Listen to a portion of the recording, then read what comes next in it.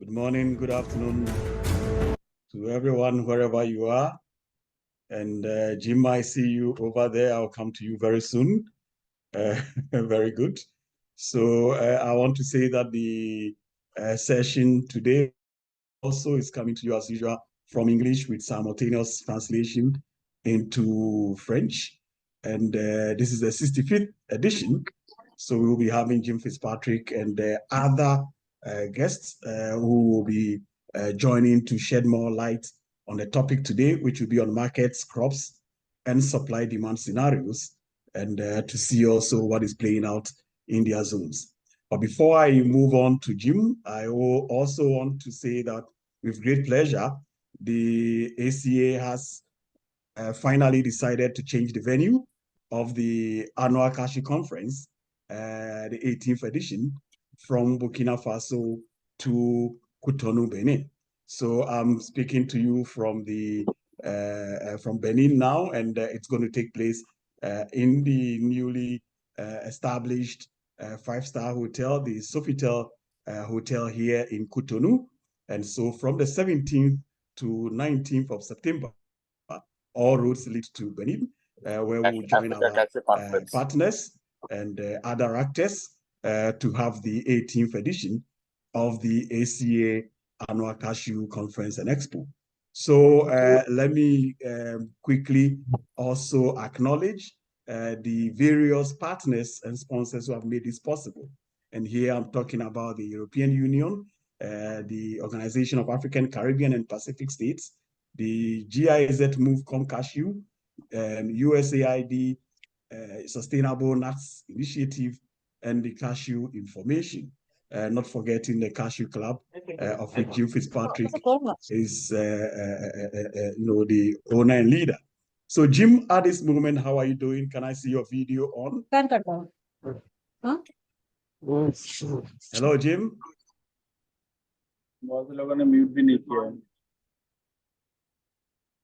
Let's give Jim a minute to set his video up. Ernest, good morning. How are you?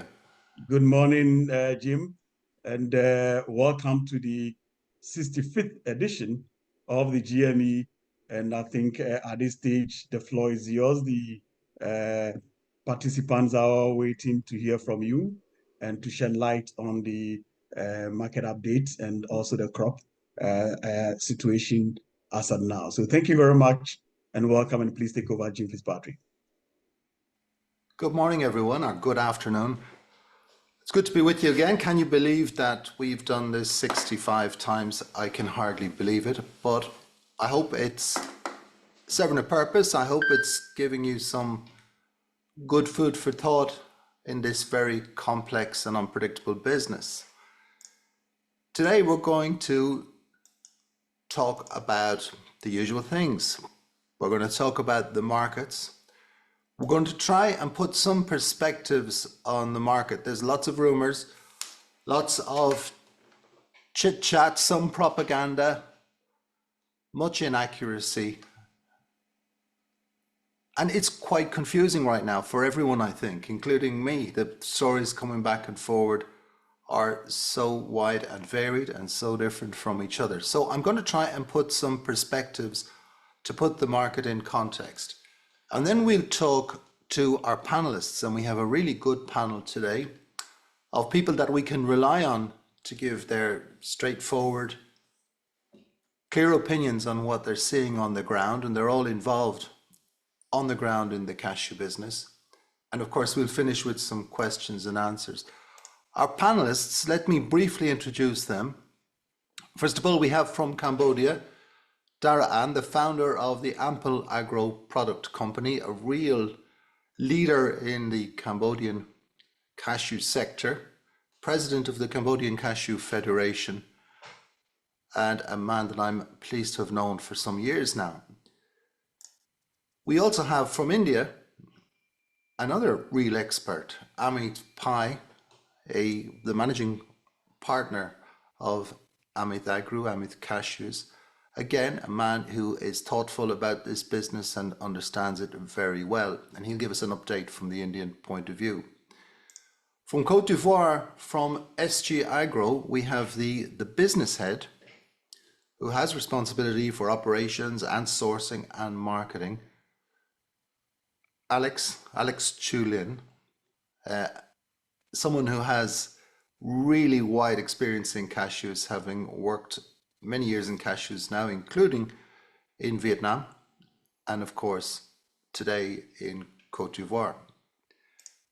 And our final contributor is Kaba Balde from the Lift Cashew Project.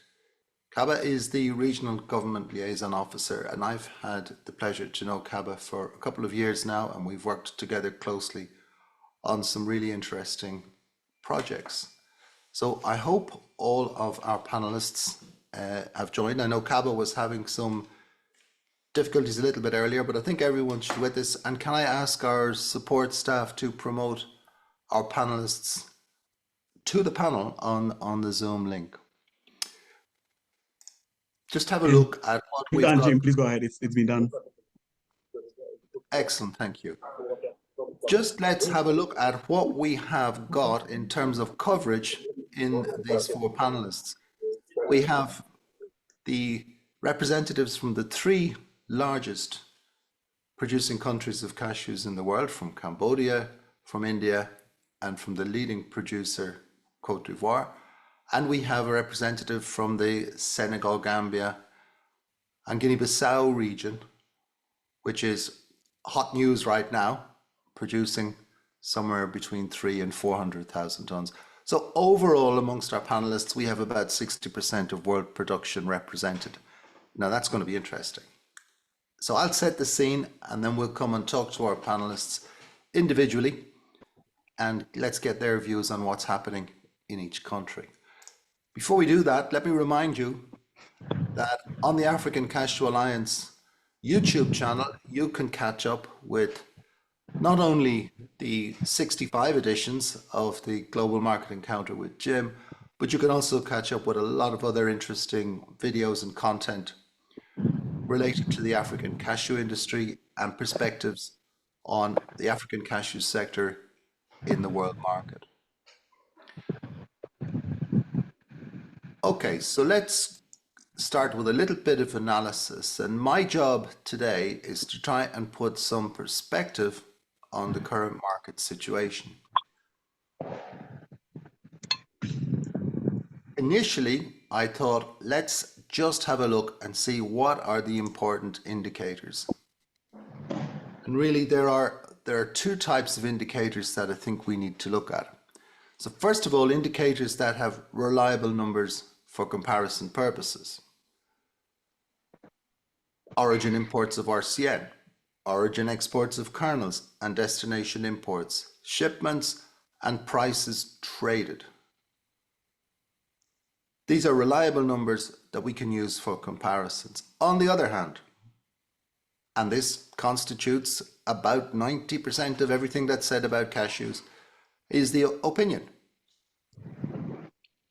And at the moment, when we talk about production or arrivals, when we talk about market reports, we're mostly talking about opinion at this time of year. And this year, that's a little bit later than normal because the crops are a little bit later than normal. We also have reports from the different actors, from traders, brokers, processors, governments, regulators, you name it, everyone has something to say. But we need to be careful when we look at those. We need to see who offers the opinion. What's the basis of their opinion? Is there a motivation? And only when we look at that can we decide the accuracy. So lately, it's become fashionable to talk about some rather emotive words in terms of cashews. I've seen someone write that it's a catastrophe. I've seen someone write that it's a disaster. Someone write it's a short crop, and various versions of that. It is, of course, none of those things. It's the cashew market as it's been for many years. So let's have a look at some of the market indicators and some of the trends. At the farm gate, and now we're talking about prices, mainly in West Africa, prices are steady, but they're not taking off. They're not following the cost and freight market. Arrivals are slow, especially for second crops in West Africa.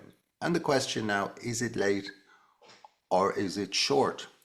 It reminds me of 2022, where the crop was late, but in the end, wasn't a particularly short crop. We also need to be careful what we compare it to. Last year was a bumper crop. Comparing this year's crop to a bumper crop may well distort the overall picture that we get. Looking at the international RCN market, where we know that prices have been marked up, that trading is relatively thin, and that buyers remain relatively cautious, because although kernels prices have moved up, they're not going to support some of the very high prices being offered for RCN right now. So we need, in that case, to distinguish between what's an offer, what's a trade, what works and what doesn't. If we look at kernels, there's no doubt demand is good. Prices have moved up. In Vietnam, the main supplier, of course, the gap between the lowest price and the highest price has narrowed somewhat. Although I must say this morning there are a few signs that that might be broadening out again. But that's a signal sometimes that prices are going to remain firm.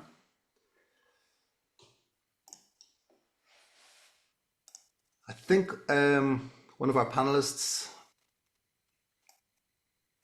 you have your microphone unmuted. If you wouldn't mind, just have a check and see if it's you. Carrying on, have a look at the downstream kernels market. And when we look at the downstream kernels market, what we see is very strong exports from Vietnam. Sellers quite reluctant. So the tone of the market has very much changed in the last month. But buyers are relatively calm. We're definitely not seeing any hint or sign of any panic amongst buyers. And they are taking the moves in price, which aren't unexpected, to look at it and see where the situation will bring them. So let's have a look at some of those numbers. So these are numbers we can rely on. These are numbers we know to be pretty accurate, if not fact. First of all, Vietnam's imports. So Vietnam's imports are strong this year. January to the 15th of April is the highest for that period in history. And you can see in the chart with a big step up even from last year. And remember, last year, Vietnam's imports of RCN were off the chart compared to other years. So again, we've got a step up. That's just under 20% right now to the 15th of April. And that means that supply in Vietnam has been improving. Of course, most of this material is from Cambodia. Some of it is from East Africa, perhaps a little from Indonesia.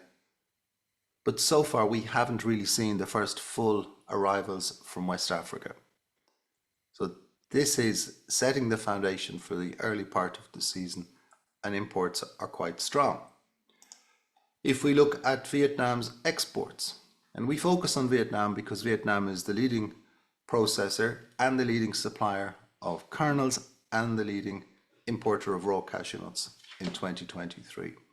So if we look again at the January to the 15th of April, we don't have full April figures until Friday, but we're looking at very, very strong exports, 33% up on last year, again the highest in history. And this step up is pretty remarkable, you've got to say. I mean, if we go back and we look, the blue bars is 2024, the green is 2022, and the blue line is 2023. So we're looking at a pretty remarkable step up. Now, there are factors at play, and we'll come to those, other than just sheer demand. Let's look and see if we can identify where this is happening. So first of all, by destination, we just have the figures until the end of March. So we've got the grey bars, 2022 exports from Vietnam of cashew kernels. The orange is last year, and the blue is 2024. So we see that East Asia, excluding China, because I've got China on its own down here, pretty strong. The Middle East and North Africa, the top 6 importing countries, again, strong. Europe, definitely in strong recovery mode. We're looking at Europe back toward 2022 figures.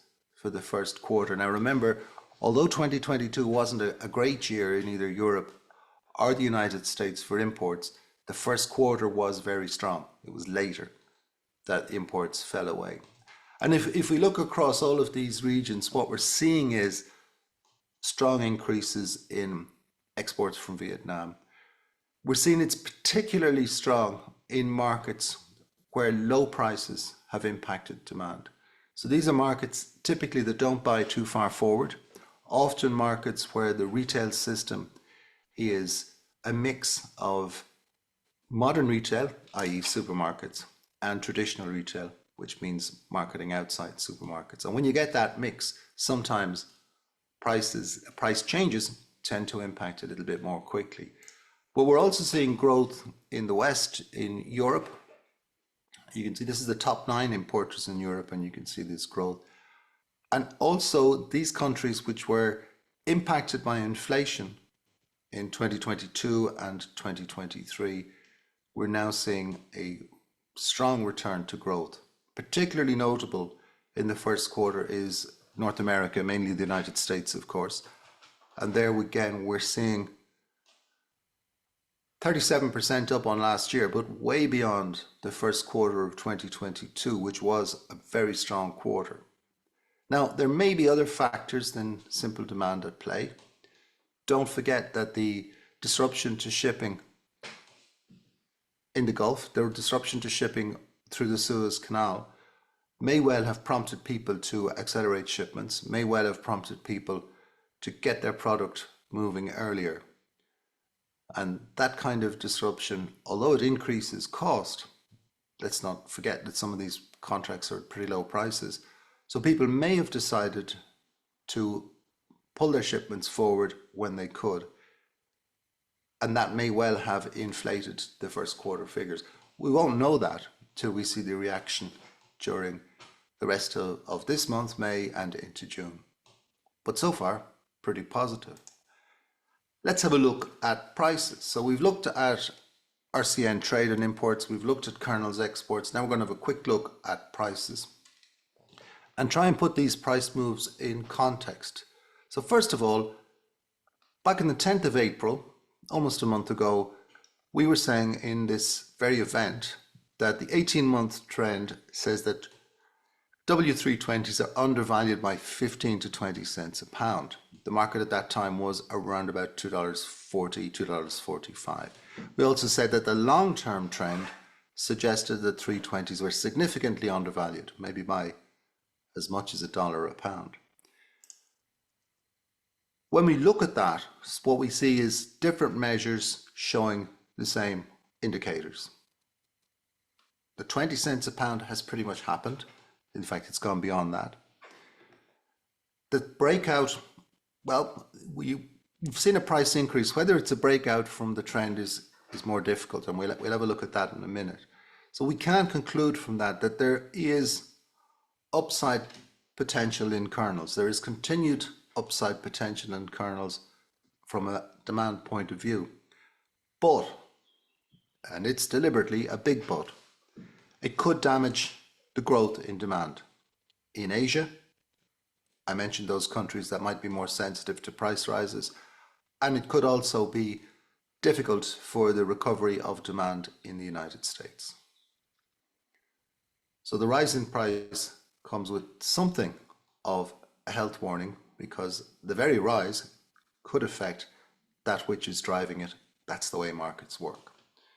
So let's have another look at kernels prices a little bit closer, and let's ask the question, are these high prices? So I've taken a mid-price range of 265. If someone said to me that was 270, I wouldn't argue with them, but we have to draw a benchmark somewhere for the purpose of the discussion. So when we look at this, if we go a year ago, prices were in or around about the same level. So we're slightly higher than a year ago. We are significantly lower than May 2022, and we are even lower than May 2021. So is 265 a high price, short-term, long-term? Definitely not. We've got to go back. We're past the lows of the market, but even taking today's price, you've got to go back a long way to find a period when there was a full month where prices were at these levels.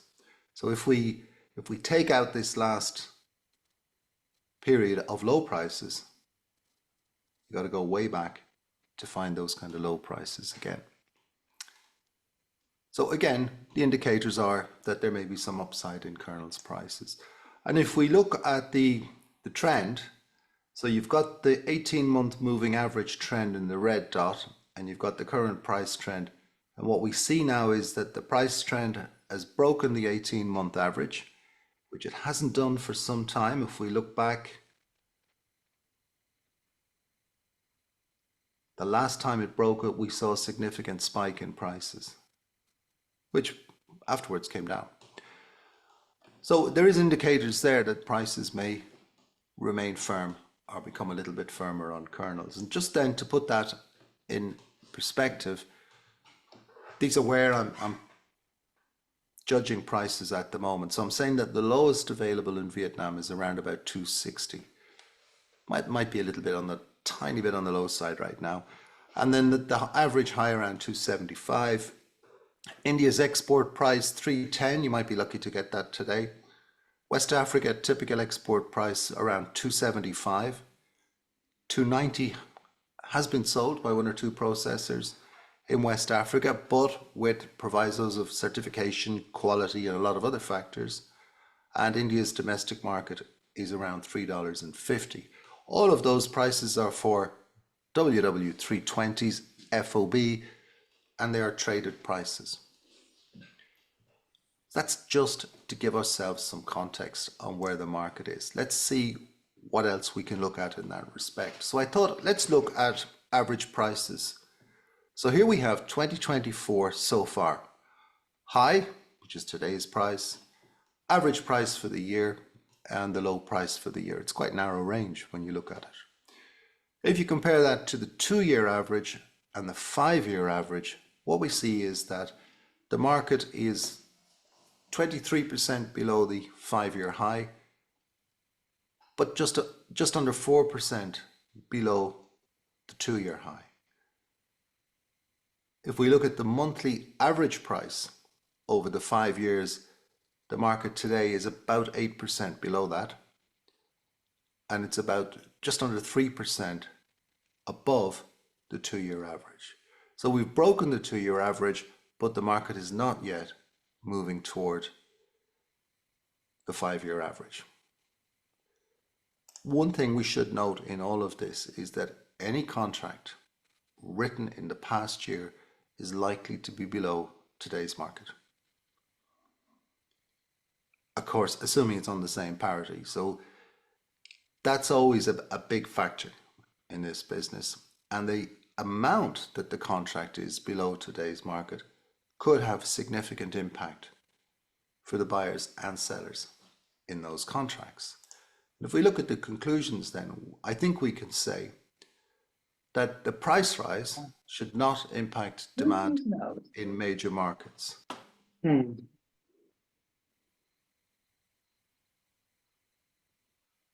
Because we have a situation, as we've seen, that prices are still, in the longer term perspective, relatively low.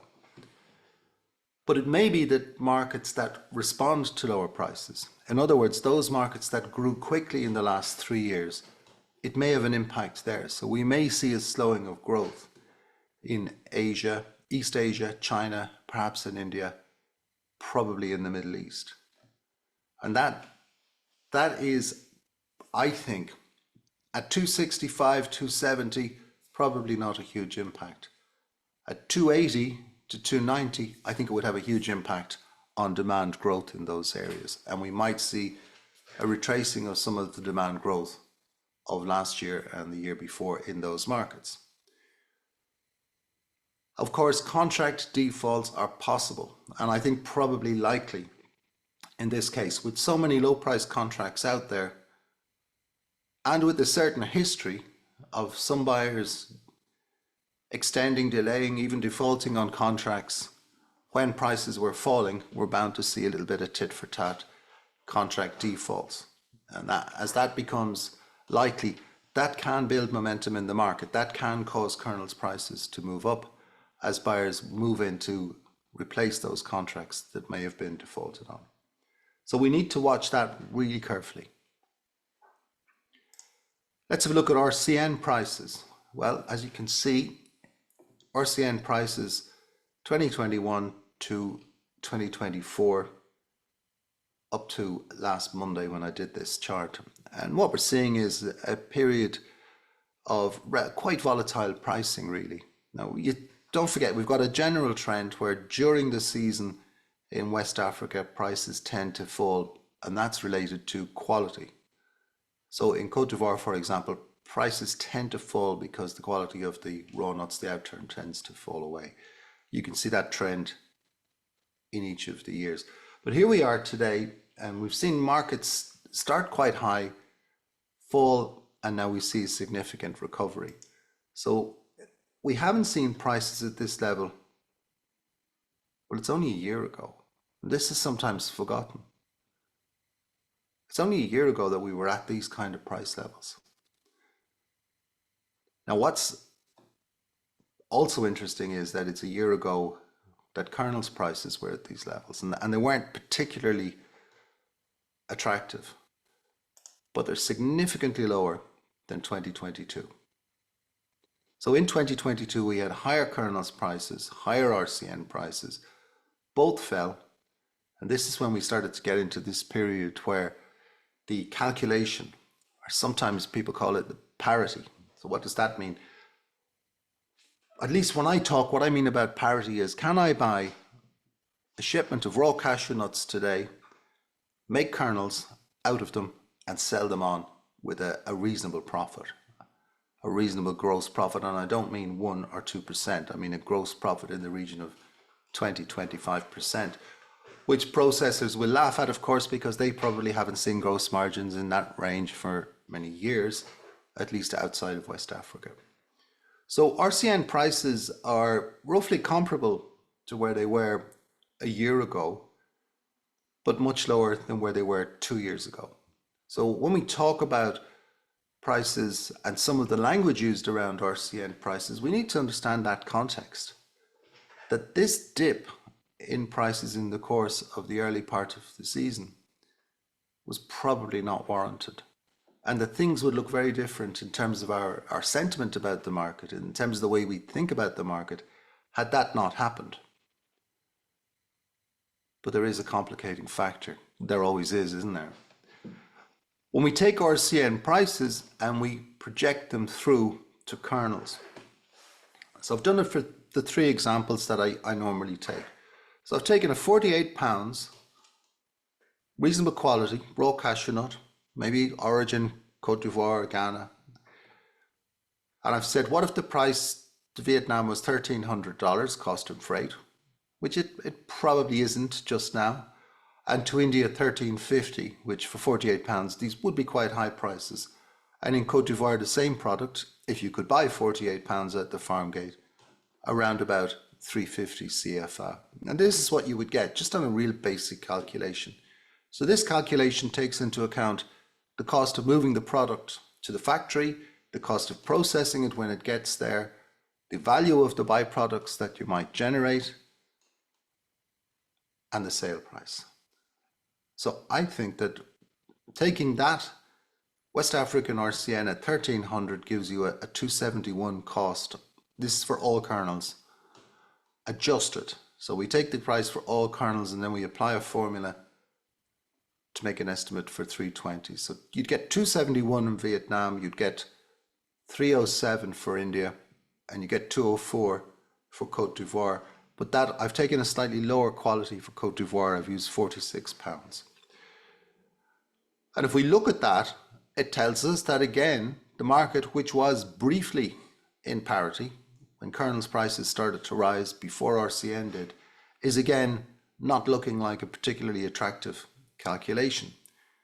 If we take the FOB Vietnam, compare it to the average cost, that doesn't work. If we take India, if India were exporting, it would be a very marginal calculation.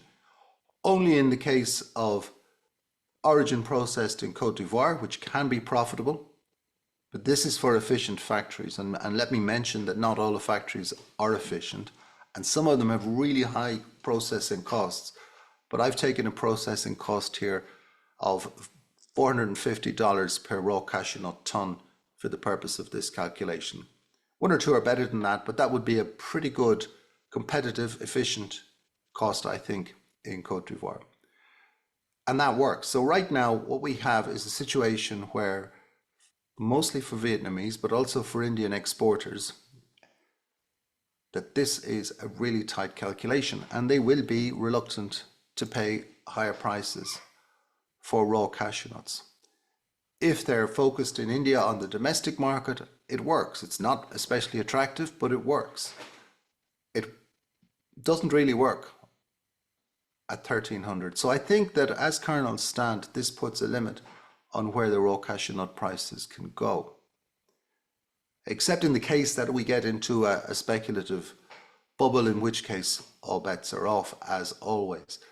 But look out for this relationship between kernels prices and RCN prices, because in the past, that has been what has caused the most trouble in the cashew business. That's what's caused processors difficulty.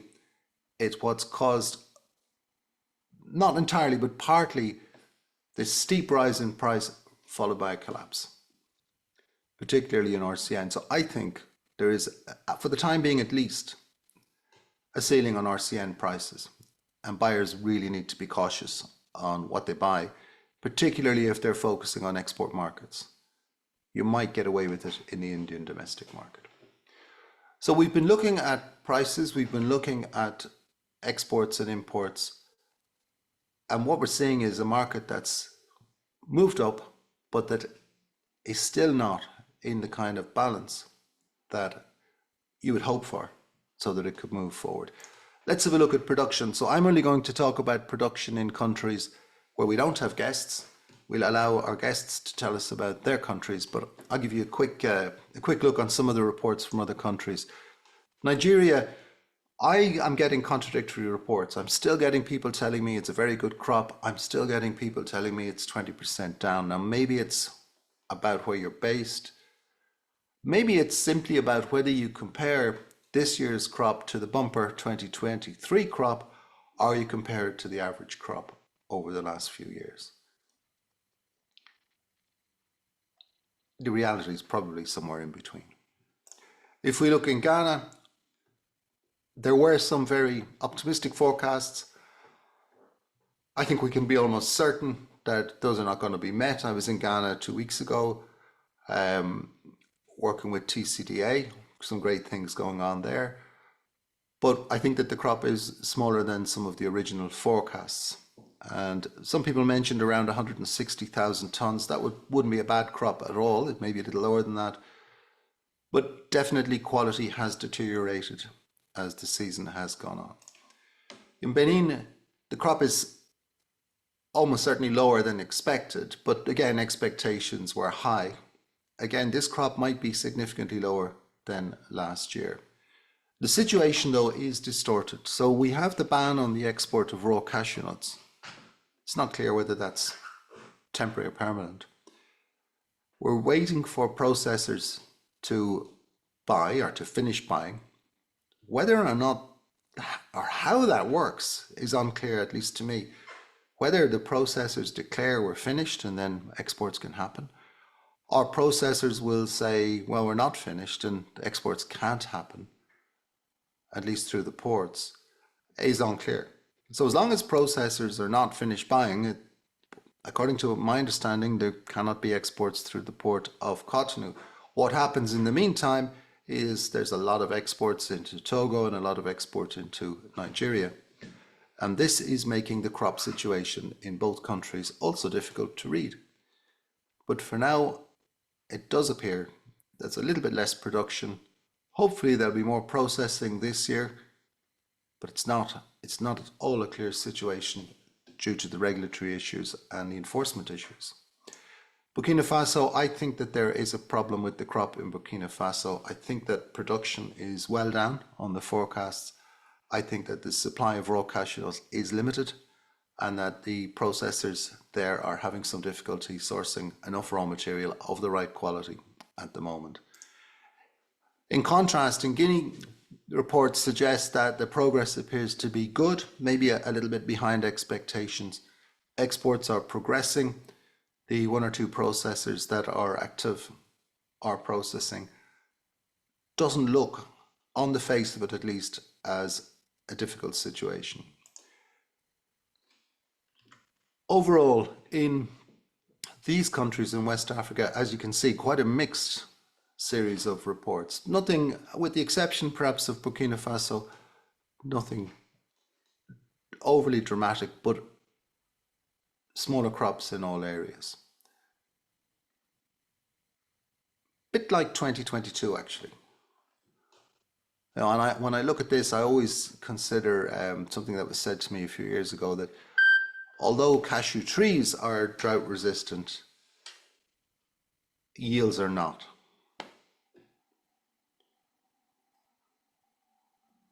So let's have a look at some of the production estimates and try and put some context in it. So these are my figures. So we're looking at production in black over the years and then for the various major producing countries and regions. And I always do it like this. I do a low estimate based on the most pessimistic information I'm receiving and a high estimate based on the more optimistic information that I'm receiving. So adding that up, on the low estimate, the crop would be down by about 13%. That's taking everyone's low estimates. And on the high estimate, it will be down by about 3%. Maybe the high estimate is a little bit optimistic. One thing that we have to be really careful of here is that early in the season, a number of governments in West Africa particularly issued crop forecasts, predictions and estimates that were based on an increase to last year's crop. None of them have turned out to be accurate. And if we compare some of those estimates to what's actually happening, it's very easy to come to a conclusion that the crop is significantly down. You know, we hear numbers like 30% down thrown around. Definitely, it's possible that the crops are 30% down on the government estimates. But the government estimates were way, way too high in the first place.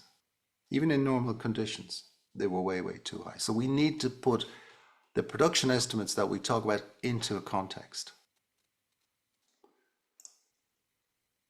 And if we look at this, if we look at the low estimate, so the low estimate is still way above the 2020 crop. So 2020 was the last year before Cambodia had this immense increase in production. And if we look at the high estimate, it's actually definitely below 2023, but above the 2022 crop. So what we're suggesting here is that there's not a huge margin in this, that the impact of shorter supply is going to be there, but that it's not going to be as great as some of the more dramatic statements and estimates count. Remember earlier this morning I mentioned that we have to be careful about whose opinion we're listening to, whether they have something to sell or something to influence. And this is really where it comes down to. So we have a look and see what would be the impact of a decline in the crop. So what I do is I take production, the blue bar, consumption, the orange, and then production plus the carry-in from the previous year. And so you can see very clearly 2021, 2022, 2023, significant carry-in each year, and therefore significant surplus. And of course, significant surplus meant lower prices over 2022 and into 2023. Now, the carry-in has largely been dealt with. What we might have called the surplus carry-in has largely been dealt with. And then we took a scenario, what would demand supply look like with a 10% reduction in the crop? And what would demand and supply look like with a 15% reduction in the crop? And that's worldwide. So 10% worldwide reduction, 15% worldwide reduction. And really, when you look at it, if we had a 10% reduction in the crop, you probably would get back to balance on supply and demand. Slightly demand based on, now I'm basing demand on a 3% increase on last year. Now that is optimistic in the sense that we saw prices rise and last year was a really good year anyway. So that would bring us to a balance. If we got a 15% decline in the crop worldwide, assuming that demand continued to grow by just over the 3%, which is the average, we would get a shortage, and that shortage is about 13%. And when you think about that 13%, we have to consider that typically in cashews, a relatively small shortage leads to quite a high increase in price. You only got to go back to 2017 when there actually was no shortage and prices boomed up. So we have to be very, very careful when we look at this. So a balanced position can still lead to price rises, but it could also, as I said earlier, have a big impact on demand in some countries and some regions, causing demand to slip back, and that of course would affect the balance. So in some countries, let's just underline, last year was a bumper crop, and it's not valid to make a direct comparison between this year and last year. We need to look back over a much longer period, maybe 5 years, to make a valid comparison. Secondly, the early estimates need to be treated with caution. Estimates of a bumper crop, again, are often made for show, for politics, for all kinds of reasons, but they can easily distort the way we look at the market. So we need to be careful when we look at that and try to make our comparisons with what's actually happened. The context is what's actually happened. The context is not what people expected to happen early in the year. So saying that there was going to be another massive crop in Côte d'Ivoire, bigger than last year's, was very unlikely to happen at any point. It's not going to happen now, so we need to compare it to the average crop over the years. Now, 2021, 2022, 2023, we did see prices of 320s above today's levels, up as high as $2.85. They entered that period around $3.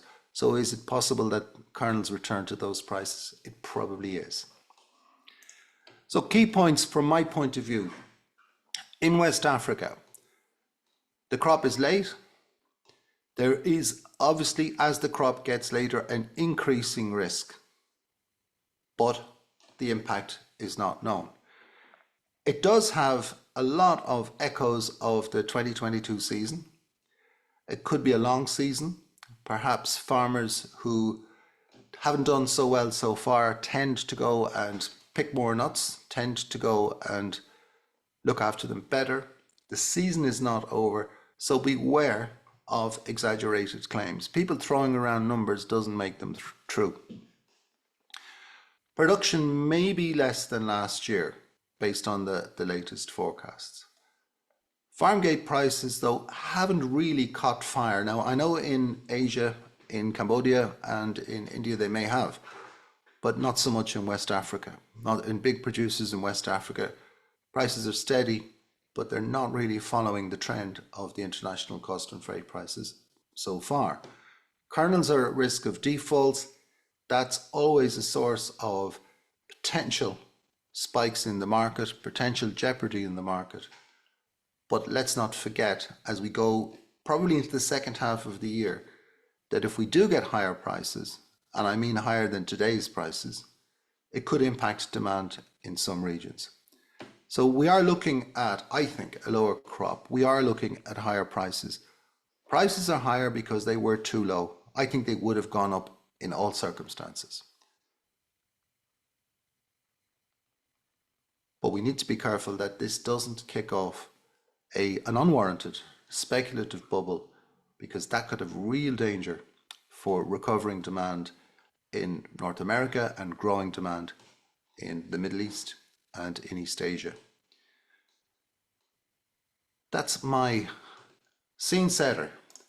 Let's go and talk to some of our guests. So I'm going to start off by talking to Dara Ann, the founder of Ampalagro Product Company and the chair of the CCF, not president, I'm informed. Dara, are you there? Yeah, I'm there. Yeah, I'm Well, here. thanks very much for joining us. It's really good to hear from you. How are things with you? All well, I hope?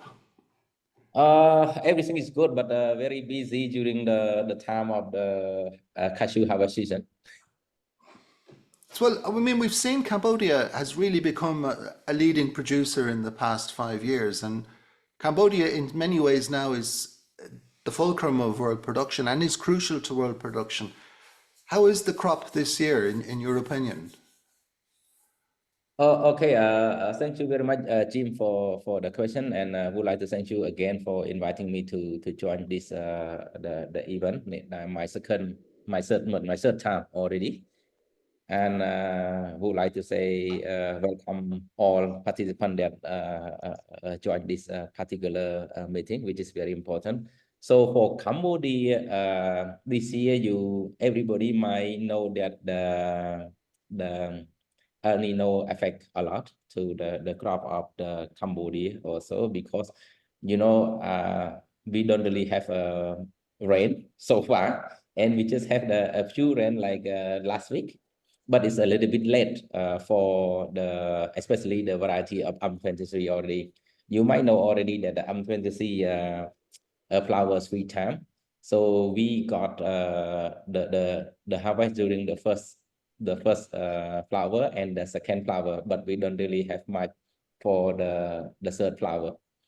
But we know that the production is going down, but my personal thinking, I think, is not much.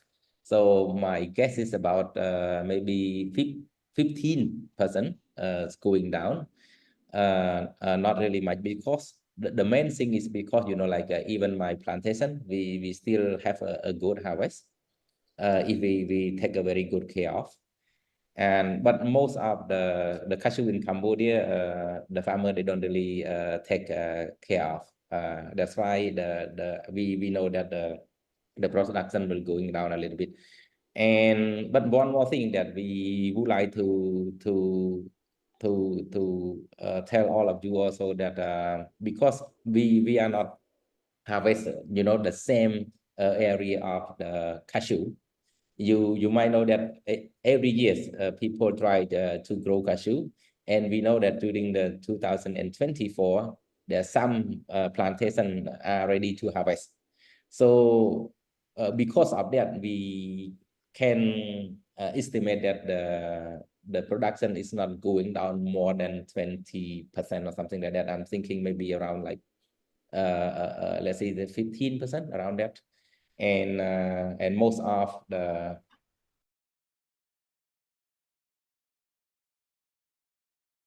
don't sell the wet nut. They try to dry the wet nut and keep, if we compare last year and this year, so the dry nut is more than last year, more than last year, because people try to dry the cashew nut and keep it. But for the recent month, because of no rain, and the price of the cashew is good, the farm get, we cannot imagine that the price of the M23 the farm get is 1.37 farm get per kg, US dollar per kg. So it is very good price for now. And that's why a farmer, they are very happy to sell the wet nut during this time. But we know that most of the farmer, they keep the dry nut to sell during the September and October. So that is the crop of Cambodia for this year. What about in the longer term? Do you still expect an increase in production in the coming years? Yes, of course, you know, like apart from the climate change, we are sure that the production will be going up. It's not only the way that people maintain the existing plantation, but according to the price and according to the government policy, and according to the availability of the land in Cambodia. So Cambodian people will try to you know, improve in terms of the area of the production. So we hope that in the next few years, if the climate is not affect very much, but it is not affect very much, and we hope that the production will be but the production of Cambodia cashew will keep increasing. So does that mean, I mean, when I was with you in February at it was a really good conference, the World Cashew Conference in Siem Reap. I was impressed with the new policies and some of the ambition. Do you see development of processing of cashews in Cambodia now, and do you think that will continue? That is very good question. You know, like before the I can say that before 2022, there's about like less than let's say less than 15 processor in Cambodia, but now we got more than 40 processor in Cambodia now. They are trying to set up the cashew nut processing factory in order to process the cashew for the market. The thing is, because we have a good policy that the government try to encourage a lot. That's one thing, and another thing, we in terms of the local investor, we have received a lot of buyer from, you know, from abroad, that they are coming and asking not only the kernel, you know, they also asking for the oil extraction from the cashew shell also. So that's why, you know, like now we have more than 40 processor, and I can say that like 10% of the processor, they are reaching the good quality. I mean the good quality in terms of the a basic international food safety standard that they can export to the giant country like US, Europe, China, which is they really require at least international GMP and ACCP. So which is this is very good that those kind of the factory, they focus on the quality, but not only the quality, but they are you know, they vote a lot in order to buy the raw cashew nut to keep it and process for 1 year. So this also that the government try to work a lot with the government bank. They want to provide a low interest rate to the processor in Cambodia in order to expand the productivity in order to meet the demand of the market of the kernel. Okay, excellent. We're looking forward to hearing more about cashew processing in Cambodia in the coming years. Dara, and will you stay with us? We get the perspective now from India, but please stay with us and we'll come back and there'll be some questions and answers. Thank you very much for that. Okay, really interesting. Yeah. Let's move to India and Mr. Amit Pai, the managing partner of Amit Cashews, Amit Agro. Good afternoon, sir. How are you? Hi, Jim. Thank you for having me here. It's a pleasure to interact with you always. It's our pleasure. You're very welcome. So we've been talking about production and guessing or guesstimating Indian production is not easy. I know that. Originally, I'd heard some pretty positive estimates on the crop. I'm going back 8 weeks now. How has the harvest, the cashew harvest in India progressed so far? What's the general picture? So if you're talking of the Indian crop, the progress has been fairly slow as expected. We are at the fag end of the first crop cycle in most of the west coast of India. Due to this delay of over a month that we had in the first crop, we're seeing a shrinkage in certain areas. It's almost similar across the country as we see. Also, a new trend that has been spotted this year is that farmers and farm gate traders have started to hold up on some stocks with themselves. So that's adding a bit of a fuel to the shortage stocks that's spreading across in the country. The better part is West Coast, the very places that we belong to, is ready to harvest a good second crop. We are seeing, good flowering happening in the second stages in Karnataka and Maharashtra. Almost all the trees have reported good flowering and are carrying good seeds and looks like a possible decent second crop. Okay, so a disappointing first crop, but optimistic for the second crop. What about quality? Has there been any deterioration in quality over this season so far? We've lost about a pound or a pound and a half compared to last year, but the fall in quality is not as drastic as what it was in Africa. You know, in the western coast, normally what is 50 to 53. We've seen it in the range of 50 to 51 pounds, with nut counts anywhere from 155 to 170, 180. But overall, the Right. quality reports have been good. The color has been good because it was a dry spell. So quality-wise, Indian nuts are still at par. Okay, well that's good news at least. And was the first crop, was the problem the weather? Do you think it was El Nino, or what brought that situation about? Undoubtedly, we received below average monsoon last year, and it was the shortest spell of monsoon in India. Plus, December, which is normally having 3, 4 heavy rains a year, went dry. So, plus the heat waves from March affected the first crop.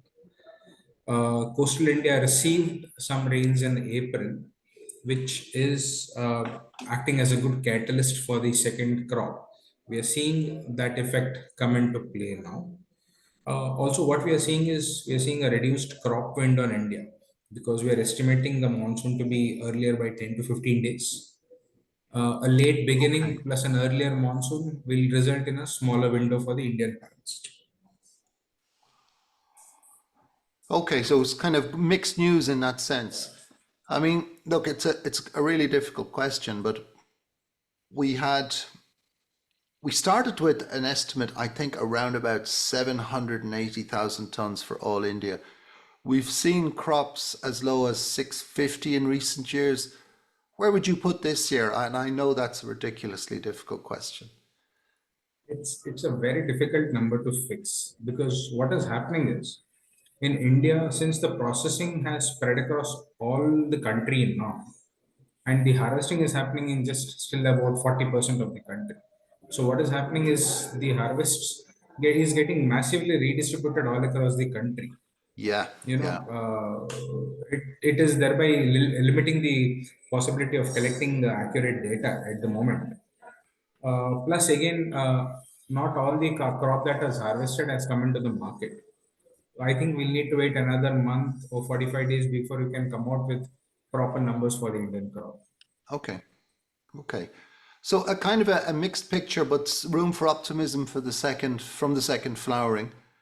Exactly. Too early to make a real pitch. I think a shorter season, tighter season, distribution difficulties, and for people that aren't aware of the change in the location of processing in India, where processing has moved, maybe we could say north to consumption areas, has completely changed the picture of the industry there. But I mean, what about processors? We've heard for some time that Indian cashew processors have been having a tough time. Is that improving? Will the higher kernels prices help? This is a bouncer of a question, Jim. See, we are a part of that making, I'd say, because Vietnam, if is adding capacity, it has got a huge market to sell to. Whereas in India, any capacity that we are adding is being sold only in our country. So what used to be India's advantage is also proving to be a disadvantage because we are selling in a limited geography. um, Indian margins have been under pressure for the past 3 4 years, owing to an oversupply situation where the kernels processed was always ahead of the demand.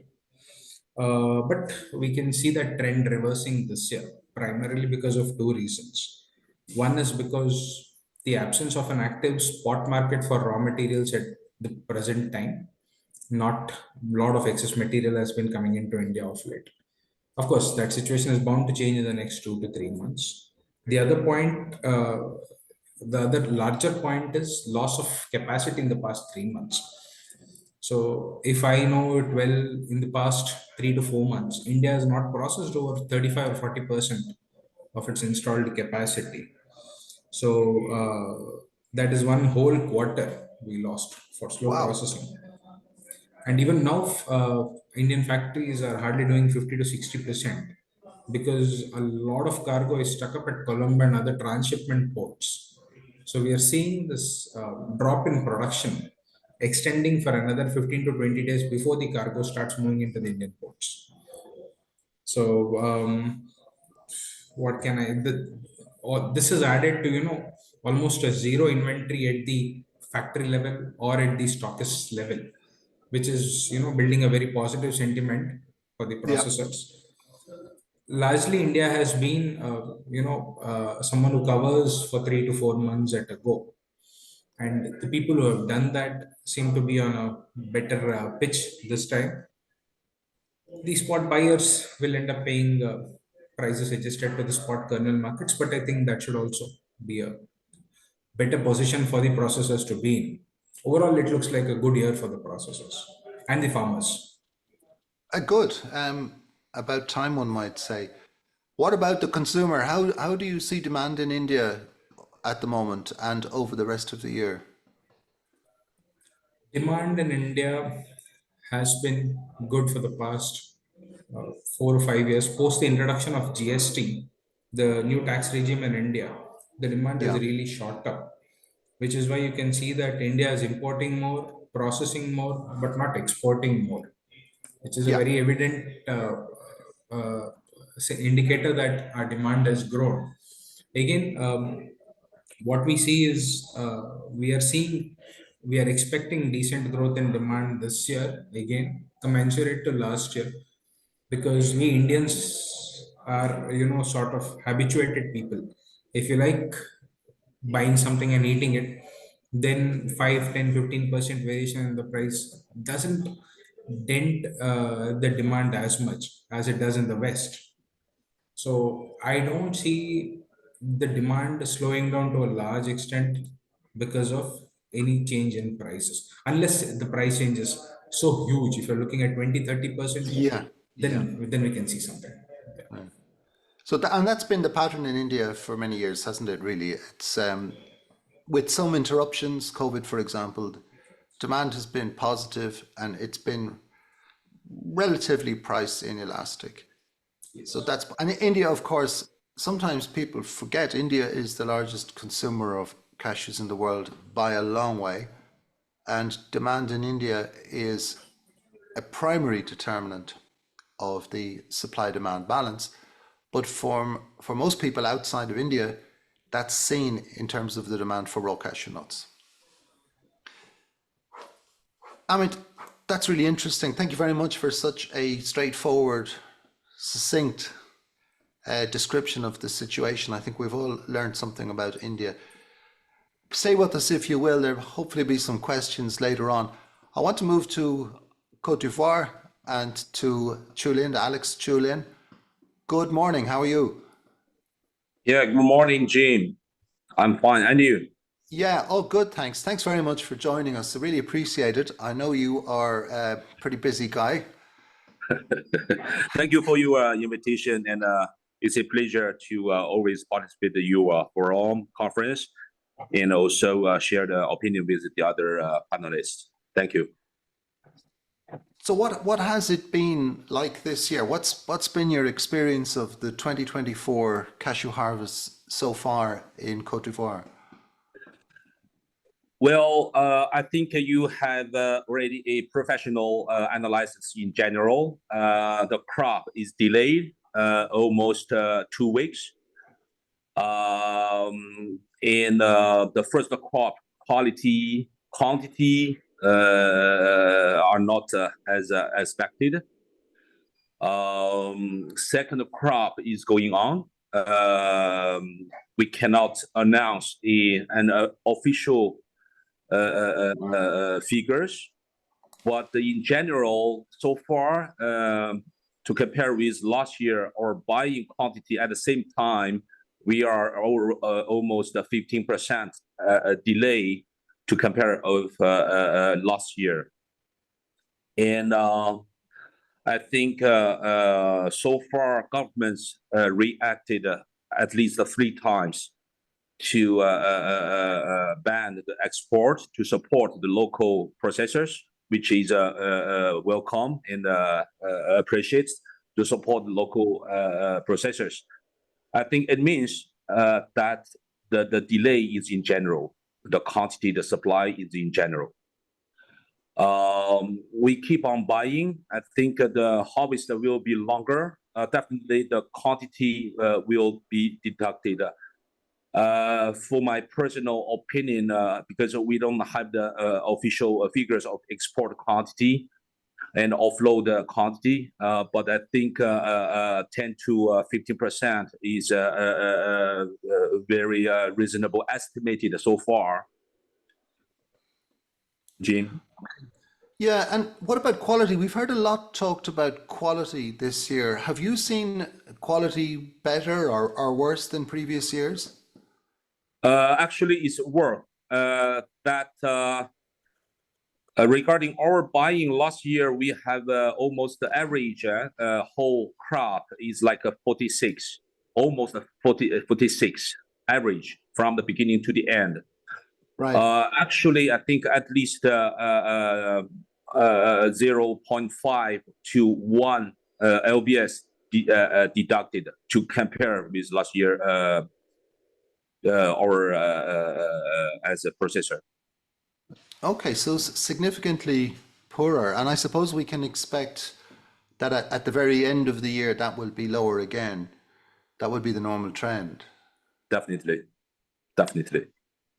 Okay, so in your experience, and you know, you work in a particular part of the country, but you are buying cashews every day. You are definitely looking at so far a lower outcome, but a longer season. So we'll have to keep close eye on what goes on.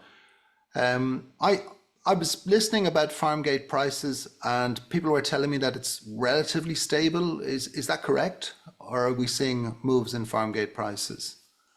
Well, we have to say, how to say it, from the beginning to now, it's not stable. At the beginning, you know, the farmer gate price was respected like 275. At the beginning, for the first crop, I think the buying from the international market was also not so strong. So somehow the price was expected, but the things I think end of March, beginning of April, that the market feel the crop delayed and deducted, the quantity will be happen to increase the price going up to 300. And then actually I think from 300 to 325 from the region to the others, I think also actual situation. So we have three phases so far from the beginning. But so far, I think it's cannot be sure that it will be steady like this, because the buying obviously stronger and stronger so far.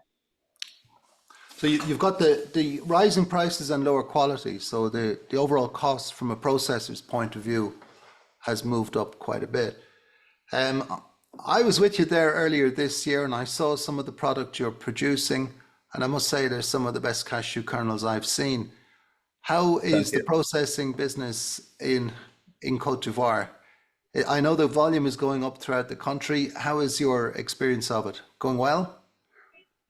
Yeah, I think it's getting better and better in terms of recognize of the value of kernel from Ivory Coast on the market side, which is a very positive and encourageable as a processor to do the processing business in Ivory Coast.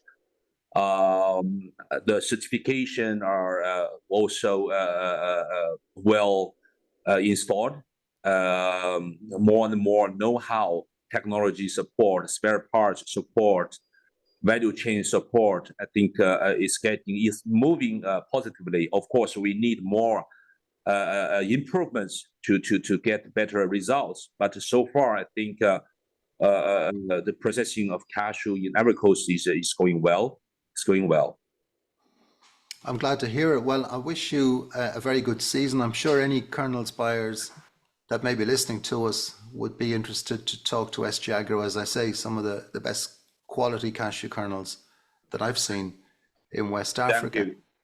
Alex, Thank you. stay with us. Hopefully that we'll get some questions for you. I'm sure we will. And I'm going to move on then to the region that's just now beginning to harvest, and to my good friend Kaba Balde, the Regional Government Liaison Officer of Lift Cashew. Kaba, how are you? I'm fine, Jim. How are you? Yeah, all good, thanks. How are things in Senegal? It's okay. Thank you very much, first of all, for inviting me to this program, or ACA program, 65th program. The harvest currently is doing fine. Just to explain to you which state we have been. First of all, I would say that we are in the early mid-period of our harvest.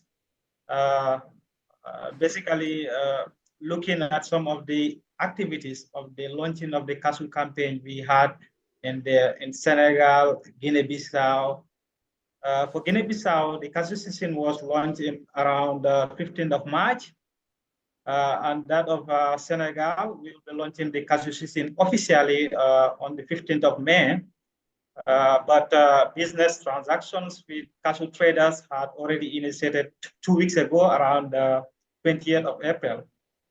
And for Gambia, there is no launching event for cashew campaign, and it had started around the mid of March. So currently, the cashew season is in plain movement. Okay, and what's the overall picture, Kaba? What are people, I know it's very early stage, but what are people saying? Are they optimistic about the crop outcome, or is there different opinions from the different countries? Yeah, basically, initially around, let's say March, producers, traders were very much optimistic of a bumper harvest this year, 2024. However, it has changed. What we have noticed due to changes in weather, there have been how to call it, very, very high temperatures in the regions for these past 3 weeks.